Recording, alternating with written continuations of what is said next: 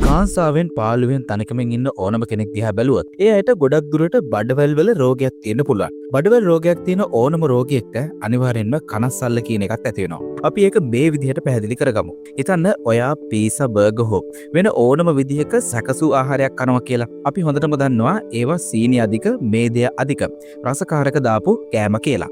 ඒ වගේ සැකසූ ආහාර කවදාවත් අපේ බඩවැල් වල තියෙන හොඳ බැක්ටීරියා පෝෂණය කරන්නේ නැහැ. ඒ වගේ හැමදාම පෝෂණය වෙන්නේ බඩවැල් වල තියෙන නරකම බැක්ටීරියා ටික.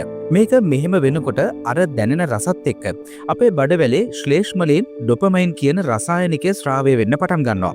ඉතින් මේ ඩොපමයින් බඩවැල් බිත්තියට කාන්දු වෙලා රුධිරයට ඇතුළු වෙලා මොළයට සම්බන්ධ වෙලා ඒ අවස්ථාවේදී වැඩි ඩොපමයින් උත්තේජනය වෙන නිසා ඔයාට ඔයාගේ තීරණ ගැනීමේ හැකියාව පාලනය වෙනවා. මේකෙන් වෙන්නේ ඔයාට ඊළඟට පීසා එකක් කන්න ඕන නැති වුණත් හිත පාලනයක් නැති නිසා ආපහු පීසා එකක් කන්න හිතන එක. ඉතින් බඩවැල් වලින් මෙන්න මේක තමා ඔයාගේ මනසට සිද්ධ කරන හානිය. කාලයත් එක්ක නරක බැක්ටීරියා පෝෂණය වීම නිසා ඔයාගේ බඩවැල් අසනීප වුණාම ඔයාගේ හිත පාලනයක් නැතුවම යනවා. පාලනයක් නැතුව සිද්ධ වෙන ඕනම දෙයක් හින්දා ඔයාට මානසික අවපීඩනයක්, කාන්සාවක්, තනිකමක් ඇති වෙන්න පුළුවන්. ඒක නිසා මීට පස්සේ මිනිස්සු ආශ්‍රය කරද්දී පරිස්සම් වෙනවා වගේම කෑම ආශ්‍රය කරද්දීත් පරිස්සම් වෙන්න.